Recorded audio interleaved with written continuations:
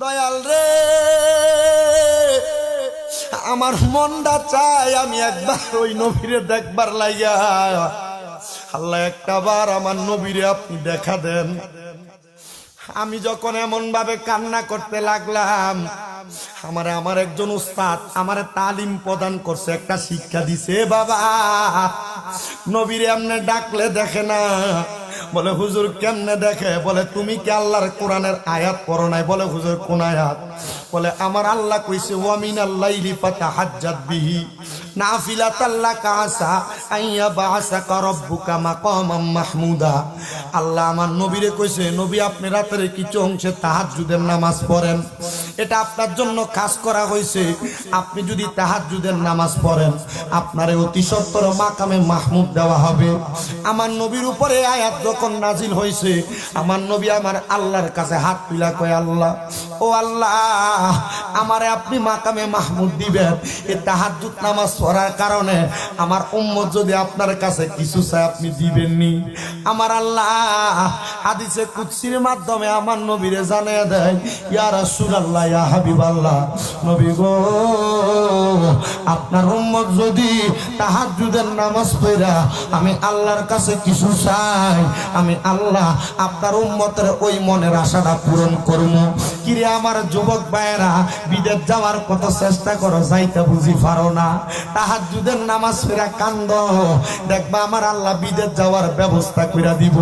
কিরে ভাই বাবারা, গরিব হইয়া রইছ, অভাব অনটনে পড়া রইছ, তাহাজ্জুদের নামাজ পড়া কান্দ, আমার আল্লাহ তাআলা অভাব দূর কইরা দিব, গরিবী হালত দূর কইরা দিব।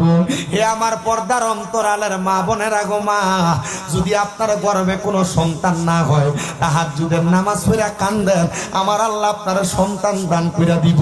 আপনার স্বামীর কামাই রুজিতে বরকত হয় না, তাহাজ্জুদের নামাজ পড়া কান্দেন, আল্লাহ দিয়া দিব। আমার নবী যখন এই দোয়াটা মঞ্জুর করাইছে, আমি আমার নবীর আদেশ মোতাবেক আমি তাহাজ্জুদের নামাজ পড়লাম। একটানা 7 বছর পর্যন্ত আমার আল্লাহর কাছে আমি কান্না করতে লাগলাম, মাবুদ সালাতুত তাহাজ্জুদের ওসিলায় আমারে একবার নবীর দিদার দেন, নবীর দিদার দেন। আমি 7 বছর কান্না করার পরে আমি গতকালকে রাত্রবেলা ঘুমের ঘরে একটা এলহামের আওয়াজ শুনতে পাইলাম। আমারে কে জানি জানায়া দেয়, এ পাগলা কাইন্দ না, আগামীকালকে রাত্রবেলা মুরাকাবা কইরো, দেখবা মুরাকাবার মধ্যে আমার নবীর দিদার পাইয়া যাইবা।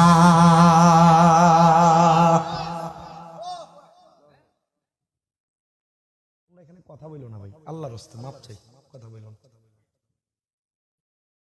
মুরাকাবার মাধ্যমে নবীর দিদার পাওয়া যায়। হে আমার পর্দার অন্তরালের মা বোনেরা, হে যুবক ভাইরা, কোনদিন করছেননি মুরাকাবা? বলে হুজুর মুরাকাবা করব কি, 5 ওয়াক্ত নামাজ পড়ার তো সময় আমরা পাই না। আমার আদেশটা শুনেন, আমি গুনাহগার আপনারে বলি শুনেন। আরে মুরাকাবা কইরেন, একটাবার কইরা দেখেন আপনার জীবনের গুনাহটার কি অবস্থা, আপনার কলবদার কি অবস্থা। আমার গাউসে পাকের বুনিয়াতুত তালিবিনের মধ্যে অত্যন্ত সুন্দর লাগছে কেমনে মুরাকাবা করে। একটা মানুষ যদি মুরাকাবা করতে চায়, ওই মানুষ যেন 40 দিন পর্যন্ত হালাল খানা খায়। নবী গো, ইয়া রাসূলুল্লাহ, ইয়া হাবিবাল্লাহ, নবী গো, 40 দিন হালাল খাবার খাইলে, খাওয়ার পরে একটা মানুষ যখন একটানা 3 মাস তাহাজ্জুদের নামাজ পড়ে রে বাবা, 3 মাস তাহাজ্জুদের নামাজ পড়ার কারণে ওই বান্দার কলবটা একবারে পরিষ্কার হইয়া যায়। ওই পরিষ্কার কলব নিয়ে বান্দা যখন 2 রাকাত 2 রাকাত করে 4 রাকাত 3 সেরা 12 রাকাত তাহাজ্জুদের নামাজ পড়া আমার আল্লাহ তাআলার কাছে নামাজের শেষে সেজদা দিয়া দিয়া চোখের পানি ফালাইয়া নবীরে দেখবার লাগা কান্দে রে। ওই মুরাকাবার মাধ্যমে আমার নবী তারে দেখা দিয়া দেন। আমি কি দেখব না গো আমার মায়ার নবীরে, একবার দেখা দেন গো নবী আপনার পাগলের, আমার দয়াল নবী গো, আমার মায়ার নবী গো। ওরে আমি কি দেখব না আমার দয়াল নবীরে, একবার দেখা দেন গো নবী আপনার পাগলের নবী আপনার পাগলের।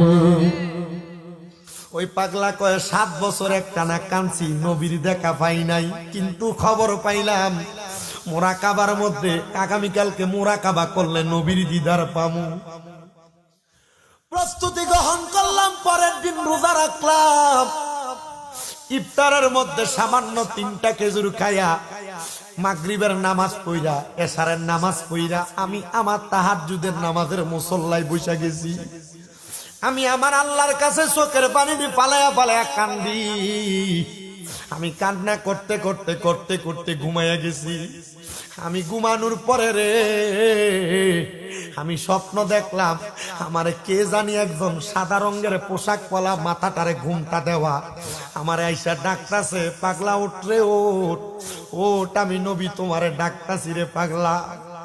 ওই পাগলাকে আমি মাথাটা উঠে দেখলাম রে আমার বাঙ্গা একটা ঘর, ওই ঘরটা নূরের আলোতে জলমল জলমল করতেছে, কিন্তু আমি দেখছি আমার নবীজির মুখ মুবারক দেখা যায় না। আমার নবীজির মুখ মুবারক এমন ভাবে ডাক না দেওয়া। আমি কইলাম ইয়া রাসূলুল্লাহ, 7 বছর পর্যন্ত কান্দি, 7 বছর পর্যন্ত রিয়াজত কইরা কইরা আপনারে দেখবার লাগা কান্দি, নবী গো এখন কি আপনার চেহারা মুবারক আমি দেখবো না গো নবী? আমার নবী ওই সময় আমি পাগলারে ডাক দিয়া কয়, পাগল রে, আমি নবীর একটা ফাগুলনি উম্মত তোমার এলাকার গোরস্থানের মধ্যে আজকে মারা যাওয়ার পরে দাফন করা হয়েছে। ইয়া রাসূলুল্লাহ, ওই উম্মত মহিলাটারে আমি নিজেই তো দাফন করে আসছি।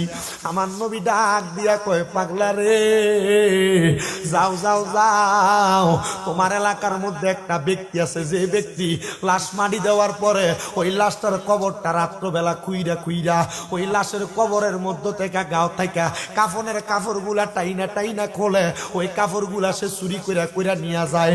ওই পাগলা কই, হুজুর কি বলেন? তাইলে আপনি আমার একবার দেখা দেন, আমি দেখাটা লইয়া তারপরে মহিলাটারে উদ্ধার করার জন্য চইলা যায়।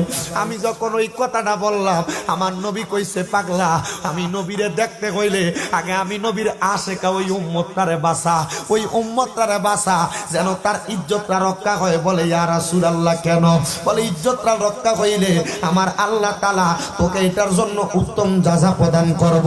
জবানটা খুলে জোরে জোরে কোন আল্লাহু আকবার, আল্লাহুম্মা সাল্লি। কইতাছে না তোরা অন্যখান থেকে কর। মাদনাবি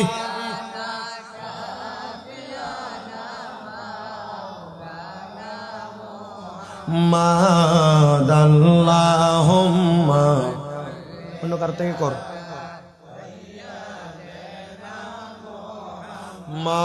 মাদনাবি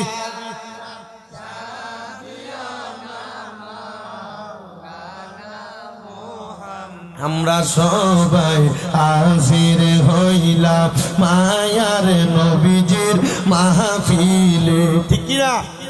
আমরা সবাই হাজির হইলাম মায়ার নবীজির মাহফিলে। হায়রে দয়া করে কবুল গো করেন দয়াল নবীজি আমরা রে, আল্লাহুম্মা সাল্লি। জোরে ইমানটা হবে।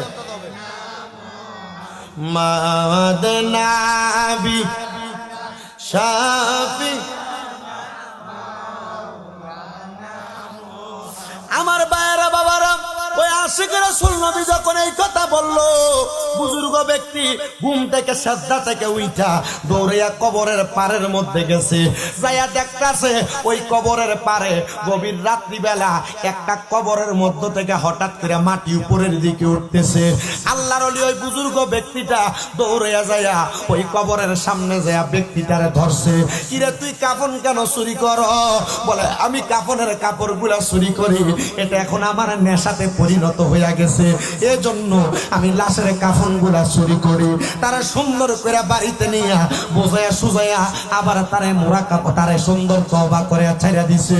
কিন্তু আল্লাহর বান্দা ডাক দিয়া কয়, এটা এমন কোন নবীর পাগল মহিলা যার ইজ্জত রক্ষা করার জন্য মরণের পরে আমার নবীজি রওজা মুবারক থেকে আইসা আমি আশিকের রাসূলরে তারে বাঁচানোর কথা বলে। আমি এবার মুরাকাবা আবার নিয়ত করতে লাগলাম, আমার আল্লাহর কাছে মুরাকাবা করে ডাকতে লাগলাম, মাবুদ এই মহিলাটা এমন কোন ইবাদত করছে যে ইবাদতের কারণে আমার আল্লাহ তাআলার পেয়ারা হাবিব ওই মহিলার জন্য এত আশা। আমার পর্দার অন্তরালের মা বোনেরা গো, একটাবার মনে রাখো গো মা, তোমরা যদি ইবাদত করো তোমরা নবীর দিদার পাইতে পারো, তোমরা মরার পরে তোমরা কবরে নবীরে তোমরা পাইতে পারো। তোমরা যারা বাবারা আছো তোমরা যদি আমার আল্লাহ তাআলার কাছে মুরাকাবা কইরা আল্লাহ তাআলার কাছে নবীর দুরূদ শরীফ আদায় কইরা ইবাদতের মাধ্যমে জীবনটারে সাজাইতে পারো, দেখবারে আমার আল্লাহ তাআলা নবীর দিদারের মাধ্যমে জীবনটারে জন্য কইরা দিব। ওই পাগলা আল্লাহর ওলিটা যখন আমার আল্লাহর কাছে ডাক দিয়া কয়, আল্লাহ ও আল্লাহ এই মহিলাটা এমন কোন ইবাদত করছে, ওই পাগলা কয়, আমি আমার আল্লাহরে কাঁদতে কাঁদতে কাঁদতে কাঁদতে নামাজের মুসল্লাটার ভিতরে আমি বেহুশ হইয়া মাতালের মতো পড়ে রইলাম। এমন টাইমে রে আমি বেহুশ অবস্থায় ওই মহিলা আমার ঘুমের স্বপ্নের মধ্যে হাজির হইয়া গেছে। মারহাবা কইলেন না? ওই মহিলা আমার স্বপ্নে হাজির। আমি জিগাইলাম, মাগো মা এমন কোন ইবাদত করছেন যে ইবাদতের কারণে কাফন চোর আপনার কাফন চুরি করতে গেছে? আপনি তো মরা লাশ, আপনারে আমার নবীজি আমারে খবর দিয়ে আপনার উদ্ধার করাইছে। মহিলা কয়, ও হুজুর কে বলছে আমি আল্লাহর ইবাদত করছি? আমি তো মরছি না, আমি ইন্তেকাল করছি। জি মরছেন না, ইন্তেকাল করছেন, একই তো কথা কর না। মইরা গেলে তো মানুষ দুনিয়াতে একবারে বিদায় হইয়া যায়। হুজুর আমি মরছি না, ইন্তেকাল করছি, এটা বাবে ইনফিয়ালের ওজনে স্থানান্তর হওয়া অর্থে কি হওয়া? স্থানান্তর হওয়া অর্থে ব্যবহার হয়। আমি তো জায়গা পাল্টাইছি। বলে কি বলেন? বলে হ্যাঁ। বলে কেমনে? আল্লাহর কোরআনে না আপনি পড়ছেন, ওয়ালা তাকুলু লিমান ইয়াকুতালু ফি সাবিলিল্লাহি আমওয়াত বাল আহইয়া ওয়ালাকিন লা তাশউরুন। যারা আল্লাহর রাস্তায় চলে যায় এরা মরা না, আল্লাহ কয় বাল আহইয়াউন, এরা জিন্দা, ওয়ালাকিন লা তাশউরুন, এরা যারা মরা কয় তারা হইল নির্বোধ, বোকা, বুঝে না। আল্লাহ যারা ওলি, আল্লাহ যারা বন্ধু, তারা মরে না, মরেনি। আল্লাহ যারা খাস বান্দা মরে না, মরে না রে বাবা। ডাইকে দেখেন, মুরাকাবা কইরা দেখেন, স্বপ্নে হাজির হবে। এটা আবার আকীদা থাকুন লাগে। আজকে আমার ইসলামিক স্টাডিজ তৃতীয় পত্রের পরীক্ষা হয়েছে। আমি কিন্তু পরীক্ষা দিয়া বাইর হইয়া তারপরে নবীনগরের মাহফিলের উদ্দেশ্যে আসছি, বুঝছেন? 2টা থেকে 5টা পর্যন্ত। গতকালকে সিলেটে 2 মাহফিল ছিল। খুব কষ্ট হইতেছে আমার। আমি কিন্তু কথা কই, কারণ আপনারা তো আমার পুরান মানুষ। আমি আপনাদেরকে 2টা কথা বললে আপনারা শুনবেন, এটা আমার কাছে ভালো লাগে। কিন্তু আবার আজকের মাহফিলে মুফতি মোহাম্মদ মনিরুল ইসলাম চৌধুরী মুরাদ সাহেব, উনিও পুরান, কিন্তু উনিও কয়েকবার আইছে এখানে না, উনিও আসবেন, মূল্যবান আলোচনা করবেন আপনাদেরকে নিয়ে। আর এই নবীনগর এলাকা হুজুরের ঘর বাড়ির মতো, আমি জানি অনেক মুরিদ ভক্তবিন্দু আছে এই এলাকা, আছে না? আছে, এটা আমি জানি। তবে আপনারা আমার ছোট মুখে একটু কথা শোনেন, দোয়া করেন। আসলে আপনারা এই কথাবার্তা বইলা আমি আমার সময় কাটাই ওয়াজ মাহফিল করে আপনার দোয়ার বরকতে। গতবার কয়ে গেছিলাম মাদ্রাসা মাসটা, আমরা দোয়ার বরকতে অনকালা 6টা দোয়া করতেন না। গত অক্টোবরের 1 তারিখ আমার একটা মহিলা মাদ্রাসার উদ্বোধন হয়েছে। দোয়া করবেন ইনশাল্লাহ। আপনাদের এদিকের একটা মহিলা মেয়েকে পাঠাইছে, ওই যে রতনপুরের মাঝিয়ারার সাইডে একটা মেয়েকে পাঠাইছে আমাদের মাদ্রাসায়। আবার এখান দিয়ে যে কি কয়, এই মুরাদনগরের মাথার অনেক পোলাপান আছে আমার মাদ্রাসায়, অনেক পোলাপান যায় এদিক থেকে। আমি জিজ্ঞাসি আপনার এখান থেকে কত দূরে, এত দূরে কি লাগে? নবীনগর মাদ্রাসা নাই, দূরে আমরা রোয়া শুনি, আমরা ভাল লাগে, এর লাগে আমার কাছে দিই। আজকে হোমনা থেকে এক মহিলা কৌজুর আমার একটা ফোলা একটা মাইয়া দুটোটা দিলাম আপনার কাছে। ঠিক আছে, দিয়ে লাগে। আপনারা কি দোয়া করতেন না আমার লেগে? দোয়া করতেন না? তো দোয়া করলে চলতো না? ওয়াজ হইনা কান শান্তি করে বাজি গেবেন, নামাজ রোজা করতেন না, আমার কথা মোতাবেক ইবাদত করতেন না, আপনার মতো সুতা দিয়ে আমার কোনো লাভও নাই। লাভ আছে ও? কারণ আমি কথা বলার পর যদি আপনি আমল করেন, ওই মহিলা কোন আমল করছে আপনি শোনেন। ওই মহিলা আমল ভালো করছে বিদায় মহিলা লাস্টে পর্যন্ত আল্লাহ বাঁচাই রয়েছে। কথা কন না কেরে? তাহলে আল্লাহর যারা খাস বান্দা, প্রিয় বান্দা, আল্লাহর ইবাদতকারী বান্দা, এরা মরা কোন যাইতো না? যাইবনি? মরা কোন যাইতো না? গভীর মনোযোগ দেন। ওই মহিলা কয়, আমি ইন্তেকাল করছি, স্থানান্তর হয়েছি, জায়গা পাল্টাইছি। তবে শোনো গো, আমি মারা যাওয়ার পরে আমি তার আগে আল্লাহর কাছে সব সময় দোয়া করতাম, আল্লাহ আমার দেহটারে আমি অজু কইরা কইরা পবিত্র বানায় রাখি, তুমি আমার দেহটারে বেজ্জতি কইরো না। আমি মারা যাওয়ার পরে এই কাফন চূড়া যখন আমার গায়ের কাফন গুলা টাইনা টাইনা খুলতেছিল, কাফনের প্রথম ভাগটা যখন ছুটাইছে, আমি ওই কবর